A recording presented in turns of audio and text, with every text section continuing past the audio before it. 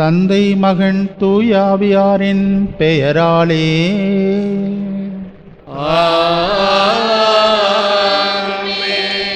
நம் ஆண்டவராகிய இயேசு கிறிஸ்துவின் அருளும் கடவுளின் அன்பும் பரிசுத்த ஆவியாரின் நட்புறவும் உங்கள் அனைவரோடும் இருப்பதாக.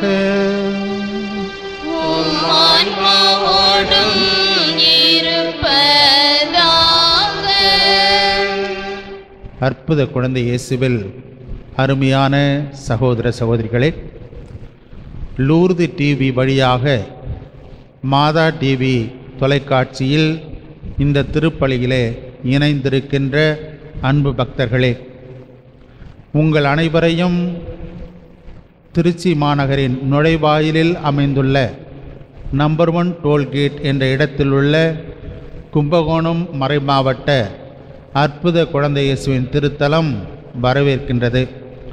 வாருங்கள், இந்த திருப்பலி வழியாக குழந்தை இயேசுவை நீங்கள் கண்டுகொள்ளுங்கள். அதிலும் குறிப்பாக ஆண்டவர் அண்மையில் உள்ளார், காலம் தாழ்த்த மாட்டார் என்ற செய்திகளை ஏந்தி வருகின்ற இறை வாக்குகள் நம்மை இன்னும் அதிகமாக உற்சாகத்துடன் வருவதற்கு நம்மை அழைக்கின்றன.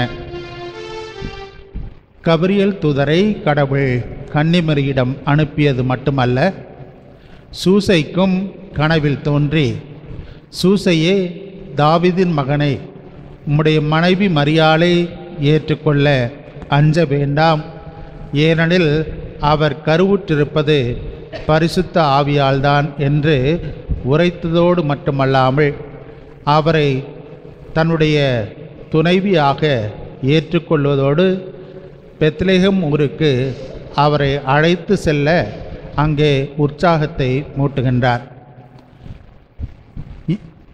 வேதாகமத்திலே கன்னி கருத்தாங்கி ஒரு மகவை பெற்றெடுப்பார், அவருக்கு இம்மானுவேல் என்று பெயரிடுவார்கள். இம்மானுவேல் என்றால் கடவுள் நம்மோடு இருக்கிறார் என்பது பொருள் என்று விளக்கம் தருகின்ற நற்செய்தி இன்று நம்மை அழைத்து, அத்தகைய இம்மானுவேல் நம்மோடு கடவுளாக இருக்கிறவர் இந்த டோல்கேட் குழந்தை இயேசு திருத்தலத்திலே இருந்து தமது இரு கரங்களையும் விரித்து வரவேற்கின்றார். வாருங்கள், நான் உங்களோடு இருக்கிறேன், எந்நாளும் உங்களோடு இருக்கிறேன் என்று சொல்லி கூபி அழைக்கின்ற அவருடைய குரலுக்கு செவி சாய்ப்போம். இந்த திருப்பலியிலே பக்தியுடன் பங்கேற்போம். பிரியமானவர்களே, இன்றைய திருப்பலியிலே நம்பர் 1 டோல்கேட் புதிய மணமக்கள் ஆனந்த் புஷ்பராஜ், ஜெனிஃபர் மார்டினா இவருடைய திருமணம் நல்ல முறையில் நடந்ததற்கு குழந்தை இயேசுவுக்கு நன்றியாகவும், இவர்களது பெற்றோர் திருவாளர் ஜெகநாதன், திருமதி சந்தோஷம், திருவாளர் ஜான் பீட்டர், திருமதி சேசுமேரி இவருடைய குடும்ப கருத்துக்கள் நிறைவேறும்படியாகவும் குடும்ப ஆசீர்வாதத்திற்காகவும், பாண்டிச்சேரி லூர்து டிவி உரிமையாளர் திருவாளர் லூர்து சாமி அவர்கள் செய்கின்ற அந்த பணி சிறக்கவும் அவர்களுடைய கருத்துக்கள் நிறைவேறும்படியாகவும் குழந்தை இயேசுவுக்கு நன்றியாகவும் இந்த திருப்பலியிலே சிறப்பாக இவர்களுக்காக மன்றாடுவோம். அற்புத குழந்தை இயேசுவே, அடியோர் மேல் இரக்கமாயிரும். அற்புத குழந்தை இயேசுவே, அடியோர் மேல் இரக்கமாயிரும். அற்புத குழந்தை இயேசுவே, அடியோர் மேல் இரக்கமாயிரும்.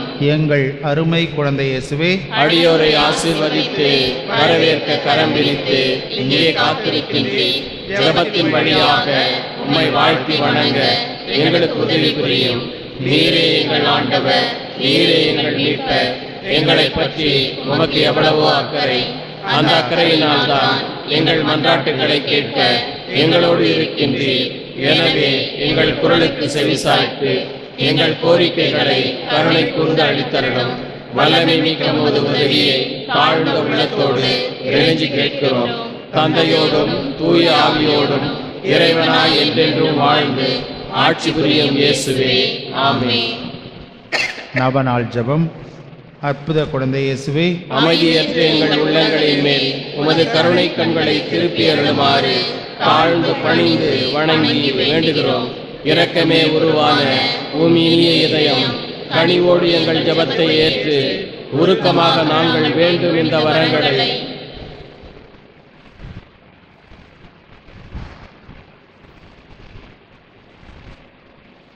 அளித்தருளுமாறு உம்மை இறைஞ்சுகிறோம். எங்களை வாட்டி வதைக்கும் துன்ப துயரங்களையும் வேதனை சோதனைகளையும் நீக்கி உமது குழந்தை திருப்பருவத்தின் பெயரால் எங்கள் மன்றாட்டை ஏற்றருளும். அதனால் உமது ஆறுதலையும் ஆதரவையும் பெற்று தந்தையோடும் தூய ஆவியோடும் உம்மை என்றென்றும் நாங்கள் வாழ்த்தி போற்றுவோமாக. இப்பழி வழியாக இறைவனுடைய அருளை நிறைவாக பெறுவதற்கு தடையாக இருக்கின்ற நம்முடைய பாவங்கள் குற்றங்களுக்காக மனமருந்தி மன்னிப்பு வேண்டுவோம்.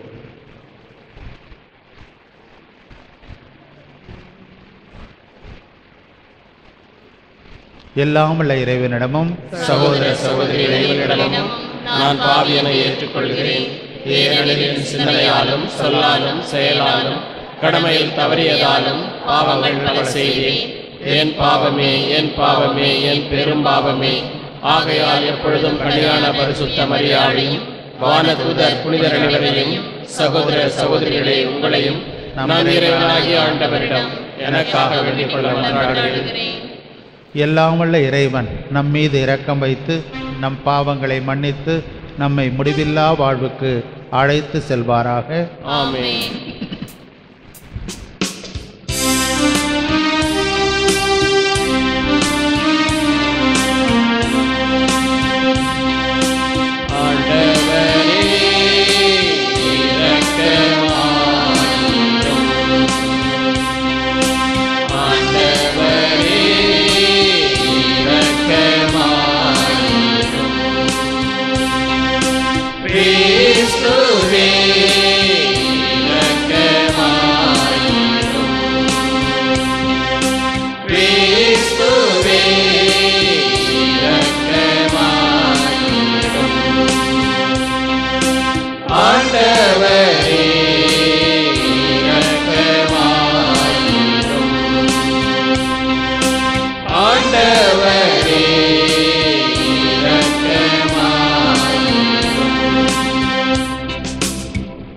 மன்றாடுவோமாக. இறைவாவும் ஒரே திருமகன் வழியாக நீர் எங்களை புதுப்படைப்பு ஆக்கியுள்ளே. உம் இரக்க செயல்கள் உம் திருமகனின் வருகை ஆகியவற்றை முன்னிட்டு எங்களை கனிவுடன் கண்ணோக்கி அருளும். எங்கள் பழைய வாழ்வின் மாசுகள் அனைத்திலிருந்தும் எங்களை தூய்மைப்படுத்துவீராக. உம்மோடு பரிசுத்த ஆவியாரின் ஐக்கியத்தில் இறைவனா என்றென்றும் வாழ்ந்து ஆட்சி செய்கின்ற எங்கள் ஆண்டவரும் உம் திருமகனுமாகிய இயேசு கிறிஸ்து வழியாக உம்மை மன்றாடுகின்றோம்.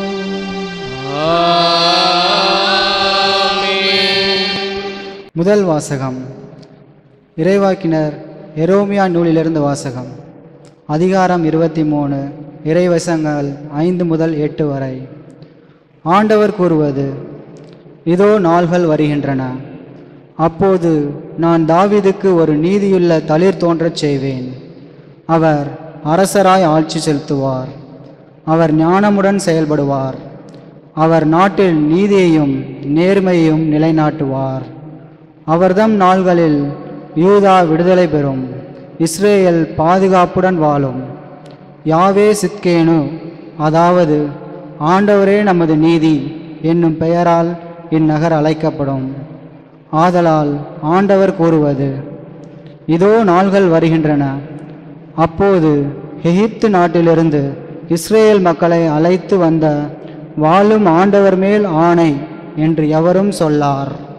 மாறாக இஸ்ரேல் குடும்ப மரபினர் தங்கள் சொந்த நாட்டில் வாழும்படி அவர்களை வடக்கு நாட்டிலிருந்து அவர்களால் துரத்தி அடிக்கப்பட்டிருந்த அனைத்து நாடுகளிலிருந்தும் அழைத்து வந்த வாழும் ஆண்டவர் மேல் ஆணை என்று கூறுவார்.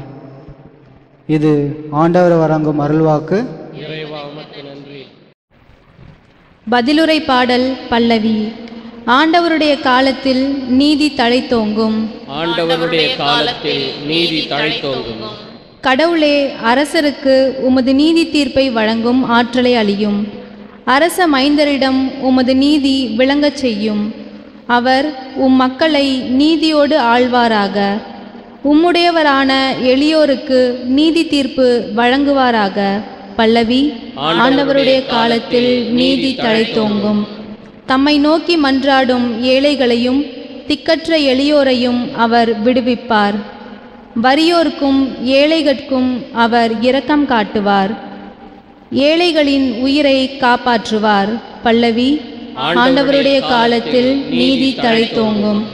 ஆண்டவராகிய கடவுள், இஸ்ரவேலின் கடவுள் போற்றி போற்றி. அவர் ஒருவரே வியத்தகு செயல்களை புரிகின்றார். மாட்சி பொருந்திய அவரது பெயர் என்றும் புகழப்பெறுவதாக. அவரது மாட்சி உலகமெங்கும் நிறைந்திருப்பதாக. ஆமேன், ஆமேன். பல்லவி. ஆண்டவருடைய காலத்தில் நீதி தழைத்தோங்கும்.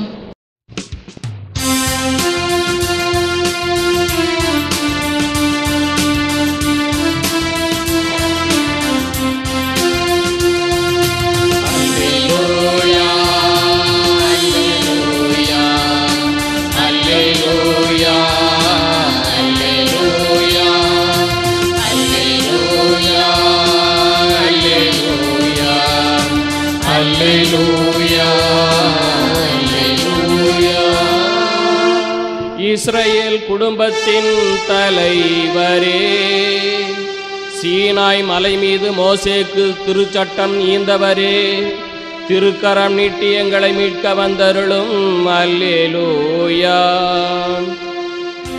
லூயா, அல்லேலூயா, அல்லேலூயா, அல்லேலூயா. ஆண்டவர் உங்களோடு இருப்பாராக. உம்மான்மாவோடும் இருப்பாராக. புனித மத்தேயு எழுதிய பரிசுத்த நற்செய்தியிலிருந்து வாசகம். ஆண்டவரே, மாட்சி உமக்கே. மத்தேயு எழுதிய நற்செய்தி பிரிவு 1 இறை வார்த்தைகள் 18 முதல் 24 முடிய. இயேசு கிறிஸ்துவின் பிறப்பையொட்டிய நிகழ்ச்சிகள். அவருடைய தாய் மரியாவுக்கும் யோசேப்புக்கும் திருமண ஒப்பந்தம் செய்யப்பட்டிருந்தது. அவர்கள் கூடி வாழும் முன் மரியா கருவுற்றிருந்தது தெரிய வந்தது. மரியா தூய ஆவியால் கருவுற்றிருந்தார். மரியாவின் கணவர் யோசேப்பு நேர்மையாளர்.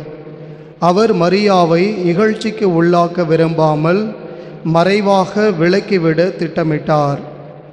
அவர் இவ்வாறு சிந்தித்து கொண்டிருக்கும் பொழுது ஆண்டவரின் தூதர் அவருக்கு கனவில் தோன்றி, யோசேப்பே, தாவீதின் மகனே, உன் மனைவி மரியாவை ஏற்றுக்கொள்ள அஞ்ச வேண்டாம். ஏனெனில் அவர் கருவுற்றிருப்பது தூய ஆவியால்தான். மரியா ஒரு மகனை பெற்றெடுப்பார். அவருக்கு இயேசு என பெயரிடுவீர். ஏனெனில் அவர் தம் மக்களை அவர்களுடைய பாவங்களிலிருந்து மீட்பார் என்றார். இதோ கன்னி கருவுற்று ஒரு ஆண்மகவை பெற்றெடுப்பார். அக்குழந்தைக்கு இம்மானுவேல் என பெயரிடுவர் என்று இறைவாக்கினர் வாயிலாக ஆண்டவர் உரைத்தது நிறைவேறவே இவை யாவும் நிகழ்ந்தன. இம்மானுவேல் என்றால் கடவுள் நம்முடன் இருக்கிறார் என்பது பொருள். யோசேப்பு தூக்கத்திலிருந்து விழித்தெழுந்து ஆண்டவரின் தூதர் தமக்கு பணித்தவாறே தம் மனைவியை ஏற்றுக்கொண்டார். ஏது கிறிஸ்துவின் நற்செய்தி. கிறிஸ்துவே, உம்மை புகழ்கின்றோம்.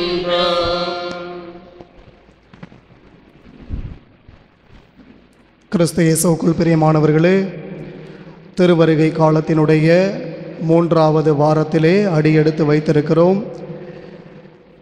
இன்றைய வாசகம், நற்செய்தி வாசகம் நமக்கு கொடுக்கக்கூடிய மைய சிந்தனை, அழைப்பு என்ன என்று சிந்தித்து பார்க்கிற பொழுது, கடவுள் நம்முடன் இருக்கிறார். கடவுள் இம்மானுவேலாக நம்முடன் இருக்கிறார். இன்னும் ஒரு சில நாட்களிலே கிறிஸ்து பிறப்பு விழாவை கொண்டாடுவதற்காக நம்மை தயார்படுத்தி கொண்டிருக்கிறோம். சாதாரணமாக எப்படி நாம் கிறிஸ்து பிறப்பு விழாவை கொண்டாடுவதற்கு நம்மை தயார் செய்வோம் என்று சொன்னால், புது ட்ரெஸ் எடுப்போம், வீட்டை அலங்கரிப்போம், குடில் ஜோடிப்போம், இன்னும் பிற ஏற்பாடுகளை எல்லாம் செய்வோம். நாங்கள் சிறு பிள்ளைகளாக இருக்கிற பொழுது இந்த ஸ்கூலில் கேலண்டர் கொடுப்பாங்க, அந்த அட்டவணை. அதை வாங்கின உடனே என்ன செய்வோம் அப்படின்னு சொன்னால், என்னென்னைக்கு லீவ் இருக்குதுன்னு பார்ப்போம், என்னென்னைக்கு விடுமுறை கொடுக்கப்பட்டிருக்கிறது. நான் மட்டும் இல்லை, எல்லாருமே. இப்போ ஆஃபீஸில் கூட ஏதாவது அட்டவணை கொடுக்குறாங்கன்னா முதல்ல எப்பொழுது விடுமுறை இருக்கிறது அப்படின்னு சொல்லி பார்ப்போம். இரண்டாவது, அது எந்த கிழமைகளில் வருகிறது. ஒருவேளை ஞாயிற்றுக்கிழமை ஏதாவது பண்டிகைகள் வந்துச்சு அப்படின்னு சொன்னால் நிச்சயமாக நமக்கு கோபம் வரும். ஒருவேளை கிறிஸ்து பிறப்பு விழாவே ஞாயிற்றுக்கிழமை வருது, இல்லாட்டி ஒரு முக்கியமான விழாக்கள் ஞாயிற்றுக்கிழமை வருகிறது அப்படின்னு சொன்னால் நமக்கு அதிகமாக கோபம் வரும். இப்போ கிறிஸ்து பிறப்பு விழா எப்போ வருதுன்னு தெரியுமா? செவ்வாய்க்கிழமை. அதனால் நிறைய பேருக்கு அதுவே ஒரு மிகப்பெரிய கவலையாக இருக்கிறது. என்ன கவலை? என்ன கவலை? செவ்வாய்க்கிழமை வருகிறதுனால என்ன கவலை நமக்கு? நிறைய பேர் அந்தோனியாருக்கு விரதம் இருப்பார்கள், செபஸ்தியாருக்கு விரதம் இருப்பார்கள். ஒரு நல்ல நாள் அன்றுதான் குடும்பமாக எல்லாரும் நல்லபடியாக கறி விருந்து சமைத்து சாப்பிடலாம் அப்படின்னு சொல்லி ஆசைப்படக்கூடிய ஒரு பக்குவம் எல்லாருக்குமே இருக்கும், ஒரு மனநிலை எல்லாருக்குமே இருக்கும். பண்டிகைகள் இந்த மாதிரி நாட்களில் வருகிற பொழுது கொஞ்சம் சோகம், எப்படி நம்ம சமைத்து சாப்பிடுறது, ஒருவேளை சாப்பிட்லாமா வேணாமா. நிறைய பேர் சந்தேகம் கேட்குறாங்க. கிறிஸ்து பிறப்பு விழா செவ்வாய்க்கிழமை வந்திருக்கு, எப்படி அன்னைக்கு கறி சமைத்து சாப்பிடலாமா, கொண்டாடலாமா, எப்படி கொண்டாடுவது? ஒரு புறம் மகிழ்ச்சியாக இருந்தாலும் செவ்வாய்க்கிழமை வந்துருச்சு அப்படின்னு சொல்லி நிறைய பேருக்கு கொஞ்சம் கவலை, கொஞ்சம் சோகமும் நிச்சயமாக இருக்கும். இப்படிப்பட்ட சூழ்நிலையில் இயேசு கிறிஸ்து அந்த ஒரு சின்ன ஒரு சோகத்தை நம்மளால் தாங்கிக்க முடியவில்லை. ஆனால் இயேசு கிறிஸ்து மனித குலத்திற்காக, அவருடைய பாவங்களை மீட்பதற்காக தன்னையே முழுமையாக கையளித்த இந்த ஒரு விழாவைத்தான் அவருடைய பிறப்பு விழாவாக நாம் கொண்டாட நம்மை தயார்படுத்தி கொண்டிருக்கிறோம். கடவுள் நம்மோடு இருக்கிறார். அதைத்தான் இன்றைய நற்செய்தியில் நாம் வாசிக்க கேட்டோம்.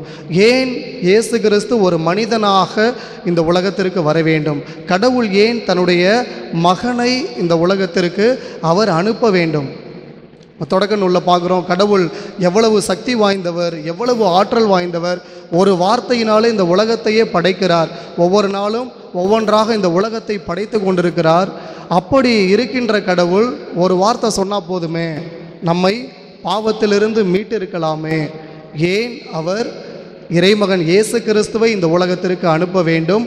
அவர் ஏன் மனு உரு எடுத்து இந்த உலகத்திற்கு வர வேண்டும் அப்படிங்கிற கேள்வி நிச்சயமாக எல்லாருக்குமே எழுந்திருக்கும். ஒருவேளை கடவுள் நினச்சிருந்தா எப்படி வானதூதரை அனுப்பினாரோ அதே போல் வானதூதர்களை அனுப்பி நம்மை பாவத்திலிருந்து மீட்டு இருக்கலாம்.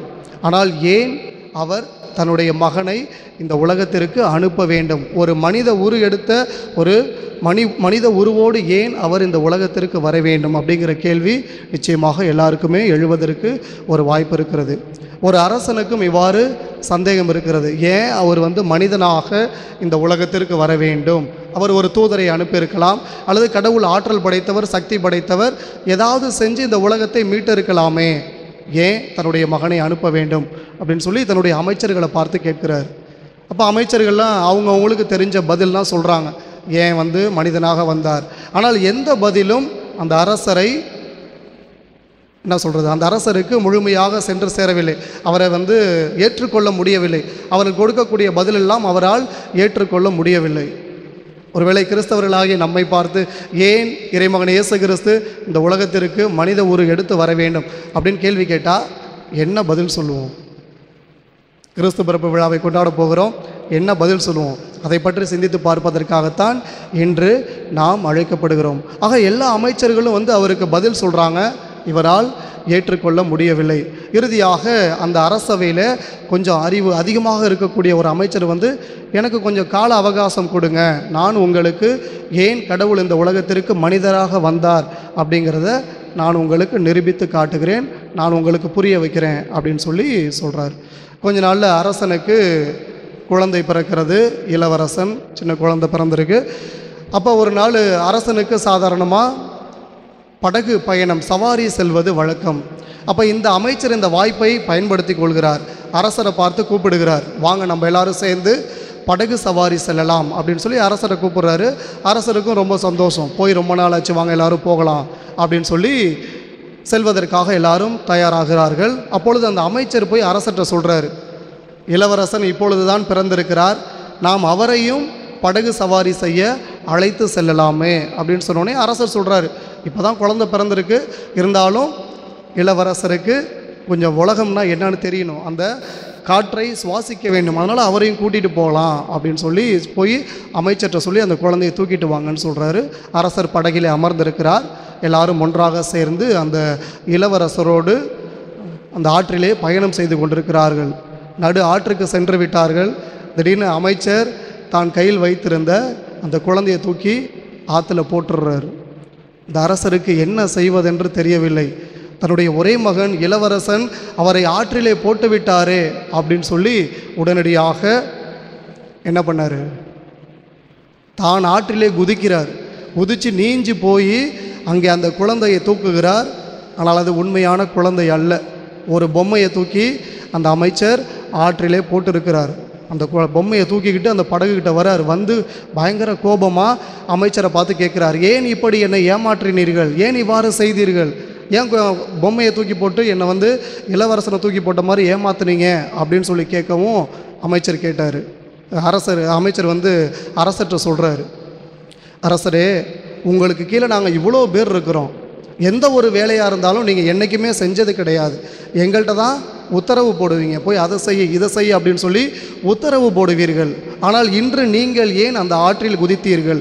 ஒருவேளை படகோட்டிக்கிட்ட சொல்லியிருக்கலாம், அமைச்சர்கிட்ட சொல்லியிருக்கலாம், ஆனால் அவ்வாறு இல்லாமல் நீங்கள் ஏன் குதிச்சிங்க அப்படின்னு சொல்லி கேள்வி கேட்டவுடனே அந்த அரசர், அது என்னுடைய குழந்தை, என்னுடைய இரத்தம், உங்களுக்கு ஒரு வேளை அதில் வந்து அதிகமான ஒரு ஈடுபாடு இல்லாமல் நீங்கள் ஏனோதானோ என்று செயல்படலாம், அது என்னுடைய குழந்தையாக இருப்பதால் நான் உடனடியாக ஆற்றிலே குதித்து காப்பாற்ற சென்றேன்.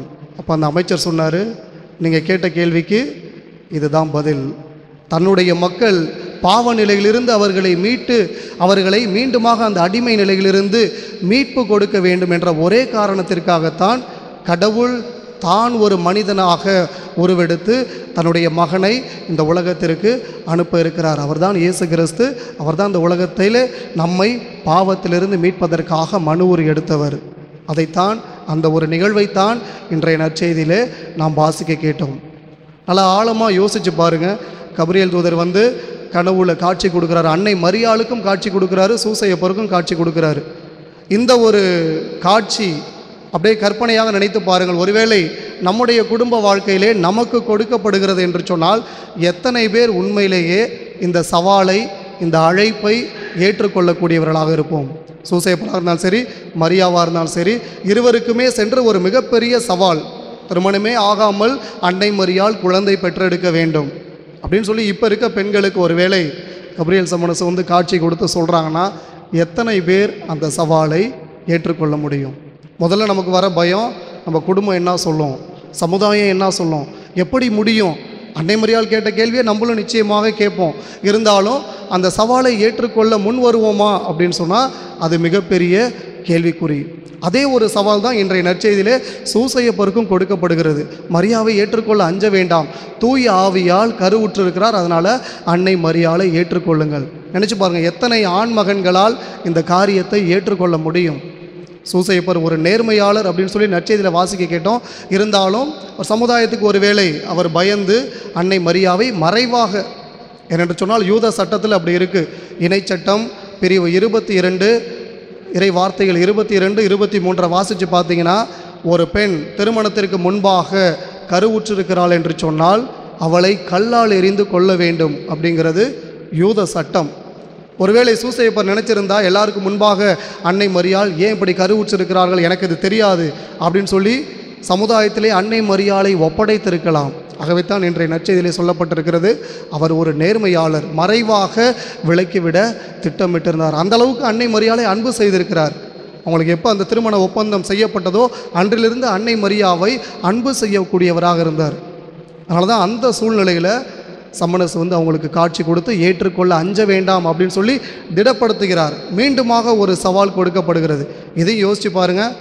அப்படி சொன்னாலும் எத்தனை பேர் உண்மையிலேயே ஏற்றுக்கொள்ளக்கூடியவர்களாக இருப்போம்? ஆனால் சூசையப்பர் அதை ஏற்றுக்கொண்டார். அன்னை மரியாளை ஏற்றுக்கொண்டார். இயேசு கிறிஸ்து இந்த உலகத்திலே பிறப்பதற்கு அன்னை மரியாளும் சூசையப்பரும் ஒரு மிக முக்கியமான காரணமாக இருந்தார்கள். ஆகவே தான் கடவுள் நம்மோடு இருக்கிறார் என்பதற்கு இன்று நமக்கு ஒரு வாய்ப்பு கொடுக்கப்பட்டிருக்கிறது. ஆக இந்த சூழலிலே இந்த கிறிஸ்து பிறப்பு விழாவை கொண்டாடுவதற்கு நம்மை தயார்படுத்தி கொண்டிருக்கிற வேளையில் எப்படிப்பட்ட ஒரு விழாவை நாம் கொண்டாட நம்மை தயார்படுத்தி கொண்டிருக்கிறோம், ஆயத்தப்படுத்தி கொண்டிருக்கிறோம்? வெறும் வெளிப்புற ஆடம்பர